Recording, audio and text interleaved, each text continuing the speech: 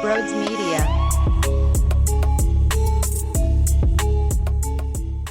Hey, what's going on, everyone? Real quickly, if you're new to the channel, smash that subscribe button, hit that thumbs up button as well. Over on Twitter, at Brodes81, that is my personal Twitter account. Hit the follow button there as well. And yeah, that's basically it. Enjoy the show.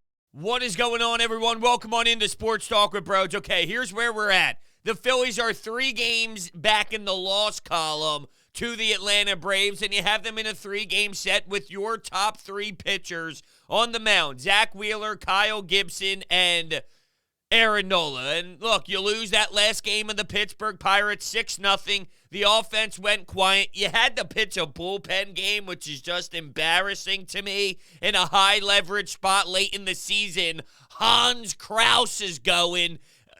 What are we doing here, right? I mean, it just tells you that this team is not good enough when that is what you are forced to do. That's the hand that you were dealt because your team isn't good.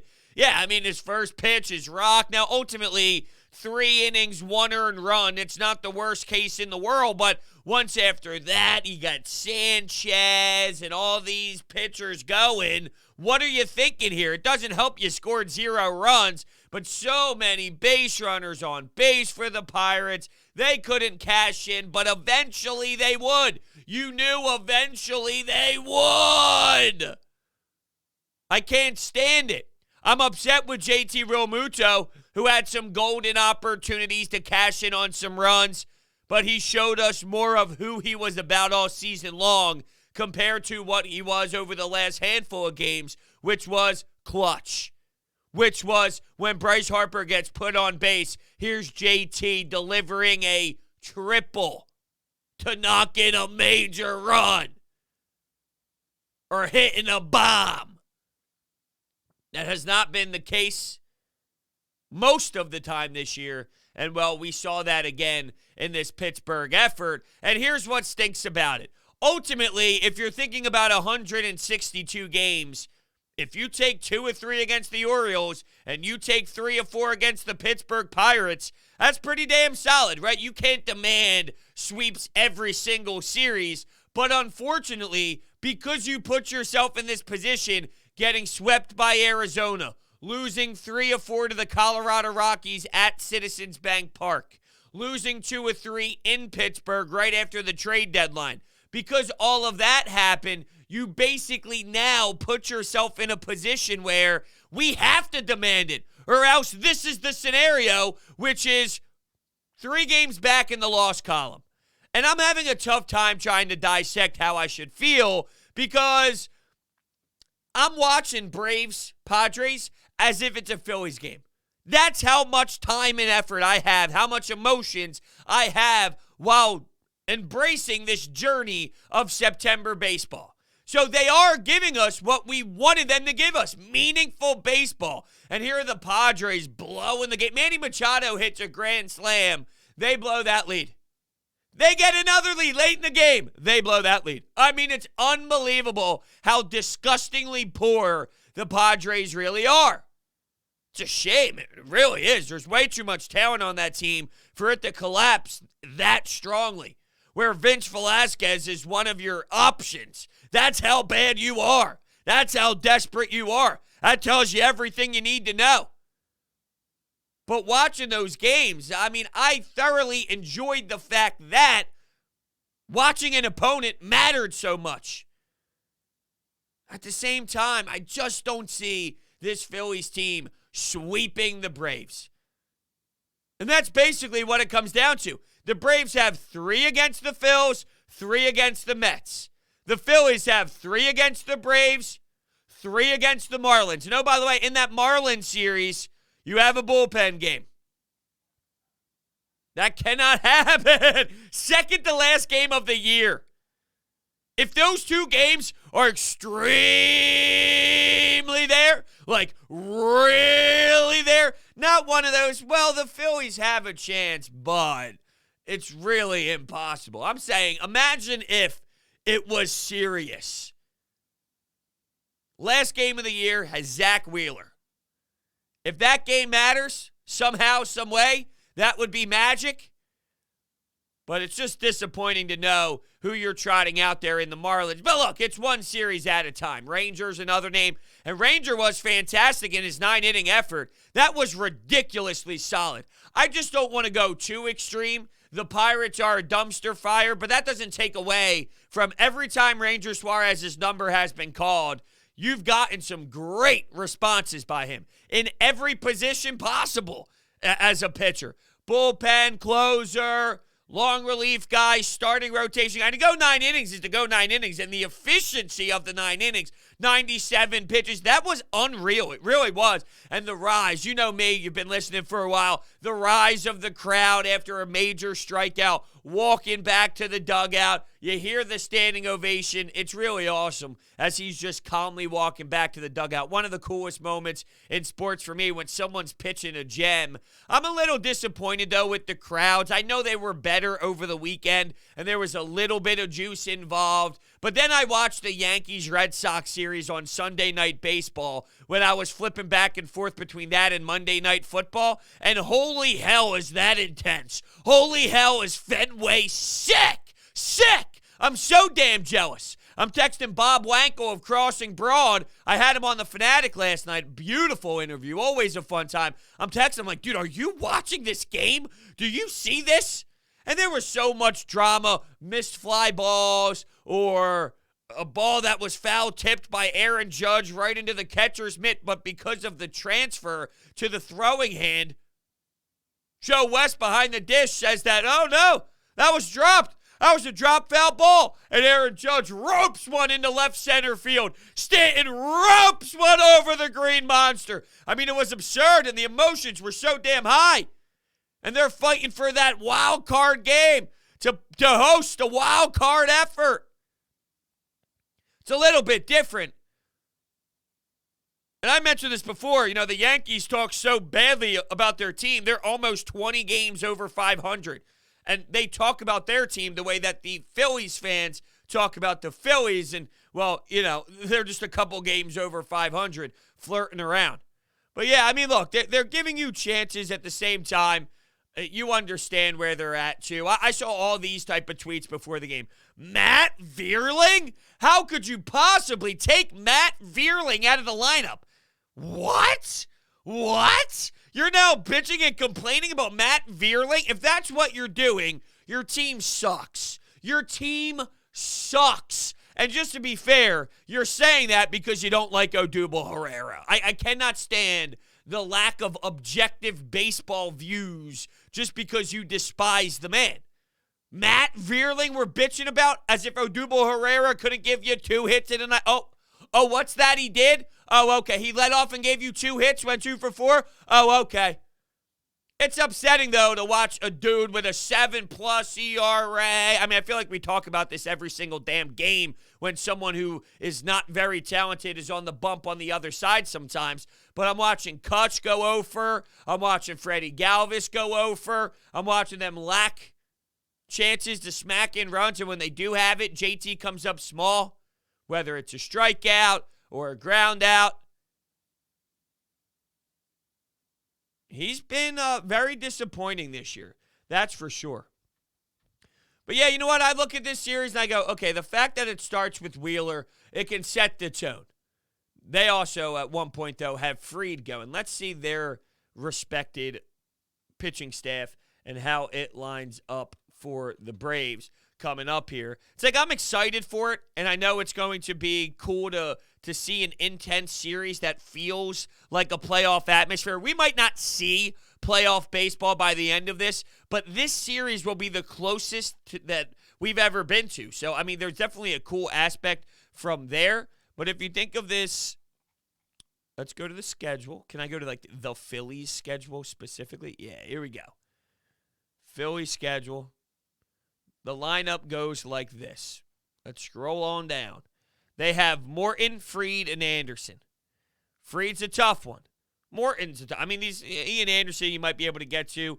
Morton's just a veteran who's been around the block this year. He's got his last 7 days, he's given you a 4.5 ERA. His season this year has been in the, really, that's the way that they describe. This is why, what are you doing? What are you doing? He's got a 3.53 ERA this season. He's 13-6, though, with his win-loss. So Wheeler versus Morton. Nola versus Fried. And I'm really upset with Aaron Nola this season. You can't be giving this team 6 runs. You can't get shelled and allow moonshots over the damn fence and think you're just going to crawl back easily with Max Fried on the mound. All right, and then Ian Anderson versus Kyle Gibson. And I don't even know what to expect out of Kyle Gibson. Ian Anderson's at a 3.6 ERA. All right, going to Kyle Gibson. Look at his last few starts. Hasn't been the most tremendous in the world. Kyle Gibson has given you 6 innings, 4 earned runs.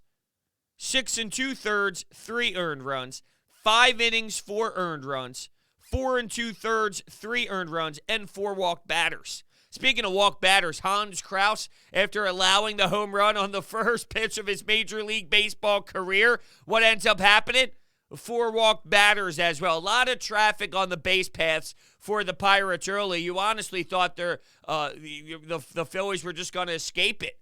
Like, hey, it's only 1-0. It probably should be 4 or 5-0, but we'll take it.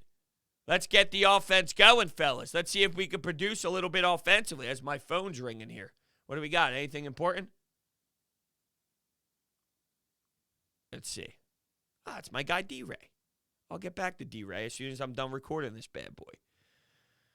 So where do we stand today? I asked the question. Part of my show on the radio this weekend was, are you excited with where the Phillies are, or have they just beaten you down at this point? And you know, I feel I'm so numb. I'm basically at the point where my body doesn't really register to the rawness of this team, to the nonsense that this team pretty much provides. It doesn't make a lot of sense. Didi Gregorius, lefty, huge home run for you. Ronald Torreyes with the huge pinch hit home run. Matt Vierling hit a home run. Kyle Gibson hit a home run. You know, the way that the team wins, go down 6-0, fight back and crawl back, blow all these leads, but still win the baseball game, it really is numbing, and it's hard to comprehend, and because it doesn't make a lot of sense, it puts you in this weird spot as a Phillies fan. So I guess my answer, and it's almost a safe answer, or it's playing the line, which is unfair considering I made the question, but I've been so numb to the pain that I'm not enjoying it, but I guess what I'm saying is, if I'm seriously thinking about it and I'm speaking out loud here, speaking the answer into existence, or at least I try to go in a direction to say the opposite of whatever. Here's the point I'm trying to make here is, I guess the answer is I'm beaten down, because I'm so beaten down that it doesn't even register anymore. I'm so beaten down to all this crazy, wonky plays and the drama that we witness. I'm so beaten down that it doesn't truly even register anymore. So I guess that's your answer. But I'm also minorly enjoying it too, to be fair. Like I just said, heading into Trust, heading into Atlanta, this is the closest to a playoff series we've ever experienced in the last decade. I just don't know if they're going to come up big enough. It would be amazing. A sweep is really what you're looking at. That seems impossible. My gut tells me 1 of 3. 1 of 3 is what I honestly feel is going to happen. Whether that's the Zack Wheeler game or not, on paper it's easy to jot down. Oh yeah, easy. It'll be the Wheeler win, and then you probably lose with Nola, and then maybe the Gibson-Ian Anderson game is more of a toss-up. That's more of a coin flip. And if it plays out that way, it could be a lot worse.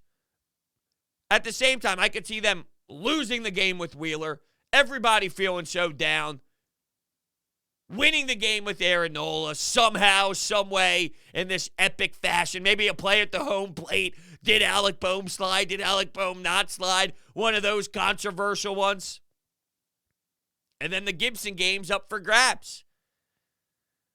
It's been a long journey. It's actually crazy when you look at the schedules, though, just to see who other teams are playing and, you know, watching to go see what the Yankees have to do against Toronto, watching the Boston Red Sox. That AL East is fascinating. It's interesting to look around, and then you see the schedules, 6 baseball games left. 6 games? I can't believe this. We talk about time flying all the time. It's almost October. October. Summer always flies by. But where the fuck did September go? I mean, seriously. We're rolling into October already? And I love playoff baseball. The intensity of pitch by pitch. And I'm not even talking Phils, because at this point, I don't even remember what that's like. I'm talking just the nature of the game. Baseball in its entirety. I'm going to be so damn sucked into all these playoff series. I don't know how I'm going to wrap my head around it. But I'm looking forward to it. Every pitch matters. The crowd, oh, it's beautiful. Oh, I'm getting the goosebumps. Oh, I can't wait. I also can't wait to win some money utilizing DraftKings Sportsbook today. It's been a great start to the NFL season, and it's only getting better at DraftKings Sportsbook, an official sports betting partner of the NFL. DraftKings is kicking off another week of action by giving all new customers a can't-miss offer. Bet just $1 on any football game this week and receive $150 in free bets instantly, no matter what. And this football season, all customers can swing big with DraftKings same-game parlays. Download the DraftKings Sportsbook app now and use promo code Brodes to receive $150 in free bets instantly when you place a bet of $1 or more on any football game. That's promo code Brodes to get $150 in free bets instantly this week at DraftKings Sportsbook, an official sports betting partner of the NFL. Must be 21 or older. Pennsylvania only. New customers only. Restrictions apply. In partnership with Meadows Racetrack and Casino. See DraftKings.com/sportsbook for details. Gambling problem, call 1-800-GAMBLER. Okay, what I wanted to do was bring up a little bit of that game real quick from Saturday when Ranger Suarez was just ridiculously performing. I was really impressed with his effort, the pitch sequence, and all of that. All right, Ranger Suarez. So nice to see 9 innings pitched next to his name. You had the Veerling homer. You had the Harper homer to deep center field, 427 feet. That was just crazy. You know what else I saw, though, throughout this series? Just a lot of bunting. Are we doing this again, really? Oh, yeah, let's start bunting the baseball. Why are we bunting? Why are we bunting? It's so dumb. It is dumb. It is dumb. It is dumb. Go ahead, point out the one time it works. How about point out the 10 times it doesn't, and it's stupid baseball? Why are we up there just trying to You're playing the Pirates. You're playing a team that has no identity. You're playing a team that's trying to lose on purpose. Why? Why? They will happily take that. They will be totally satisfied with you attempting that. You know what they're afraid of? You hitting a moonshot. You know what they're afraid of? Hitting a double in the gap and getting going with a couple hits in a row. That's the scary part to them. They don't know how to stop the bleeding. They can make a simple play to first base. I'll tell you that for free. We're going to need a huge series from some of these guys like Kutch, right? Kutch isn't hitting for the best average in the world this year, but he's had some solid swings, fast through the zone, bat speed looking good, bang, homer. That Andrew McCutchen swing, when you know it's a homer, it's like the delivery through the zone, the bat speed through the zone, and, of course, the finishing touches as well as the bat kind of is finishing up on the backside of his swing. But ultimately, the speed and the quickness of that bat speed, it's amazing, and we need that. You need that. You need that type of production. You cannot give this team golden opportunities where you let them live longer. What I mean by that is, if JT Realmuto's up to the dish and you got 2 guys on, JT, we need a hit from you. If Kutch is up and there's a man on third with 2 outs, we need a hit from you. And that means everybody. I'm not just singling out JT or Andrew McCutchen. This is anybody. These chances to score runs, it might not be the Orioles anymore. It's not going to be the Pirates anymore. This is an actual team. That's not a perfect brand, okay? I normally, when I take my fandom away from the Phils, I love watching a healthy Braves team. I think they have one of the best lineups and enjoyable lineups to watch in all of the game. You know, of course, the Dodgers don't even, they don't even count because they're a super, super all-star team that you would make on MLB The Show.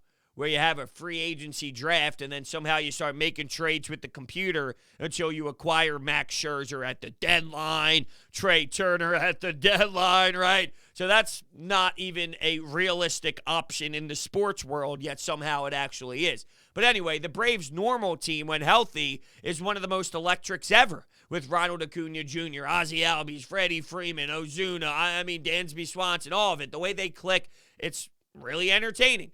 This team, they're not that. They're probably a step above the Phillies still, because the Phillies, they've squandered so much. The Braves, they take care of business a little more than the Phillies do, hence why they are where they are. And I even questioned their decision at buying at the deadline. I would have probably chalked this one up to one of those years. At the same time, I guess when you analyze the rest of your division and you see that the Mets are an embarrassment, you see that the Nationals sold two of their most important pieces. The Marlins are the Marlins. And then, hell, you probably laugh your ass off at the Phillies organization as well, at least for right now, until Dave Dombrowski gets his fingertips on things a little bit more than he already has. It takes time to build in baseball. I guess you do have to go for it the way that they did, but I probably would have chalked it up to just one of those years. They made some splashes, they acquired some talent, and they kind of went on a ride there. Is it possible the Braves fall flat on their face? I guess it is. It would have felt different, though, if they swept, if the Phillies swept the Pirates and was coming in real hot without snapping that win streak. Because there was a little energy in that ballpark. Now, of course, it wouldn't be at Citizens Bank Park. It's down in Atlanta. But that just shows you more of the pulse of the fan base that I'm trying to think of. Like the pulse of the fan base during that 8-game win streak. If you had that right now with the confidence the team was playing with, it would be a different vibe. If they would have handled business against the Pirates instead of losing 6-0 and being forced to throw a bullpen game, maybe it's a different vibe. The pulse is different. The energy's a little bit louder. I just can't get over that yesterday on September 26th. Let me repeat that. On September 26th, this Philadelphia Phillies baseball team pitched Hans Kraus in a major spot. The dude's never thrown a major league pitch in his life, and when he does, it hits the foul pole and it's a home run. And then he walks 4 batters. And then Christopher Sanchez, his name gets thrown in there. Medina gets thrown in there. And, people are complaining, like, why not Medina again? I don't know. I don't know why Medina didn't get his number called. He had a fine outing. But at the end of the day, 3 innings and 1 earned run from a bullpen game with whether it's Medina or Hans Kraus, it doesn't really matter. That's probably the best that you can get. It's probably your best possibility. Just a shame that it's your best possibility. The Bedrosian, you know how it goes. That's an organizational flaw. It's not a Joe Girardi flaw. Because I hear that too. Why is Joe doing this? Well, come on. You think it was Joe's decision to go bullpen it? That's what Joe wants. That's what Joe wants with this team. Well, I got some news for you. You might hate Joe all you want. You might despise Joe. But at some point, you got to recognize this ain't on Joe. The reason why this team stinks is the team. Gabe Kapler is your perfect example of that. And that's not to say that Joe has been perfect. He's definitely not been perfect either. But it's to tell you, let's take a deep breath. Let's analyze what just happened with the skipper. And I'll possibly be watching Gabe Kapler win a championship, at least go to the World Series, win that National League West. Come on, that's sensational what that team has done. Just put that in perspective. So as we rock down the show here and kind of close things out, I'm excited because this will be our playoff series, it seems. Like that's how I'm kind of approaching this. This is our playoff series. We wanted one. It might not technically fall under that category, but it does at the same time. And who knows, maybe they win that. What would 2 of 3 do? It wouldn't make me feel great. It wouldn't make me feel great, 2 of 3. This is essentially, you got to head down there and sweep. That's a tall task. Couldn't do that against the Orioles. You started out getting shut out 2-0, and John Means really solidified himself there in the starting spot against the Phillies. You lose Game 4 against the Pirates. Now, you won 3 in a row. Could you win 3 in a row against the Braves? I don't see it. I don't see it. I'm rooting for it, though.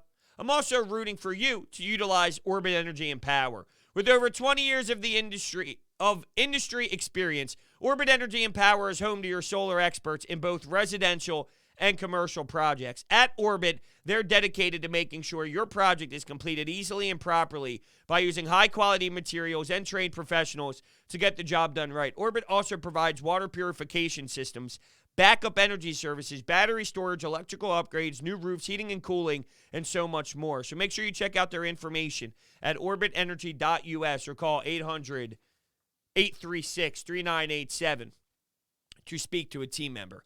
All right, everyone. Tomorrow night is the big night. Of course, game-by-game reactions are coming. I want to thank everybody so much for hanging out with me, and I will see you next time.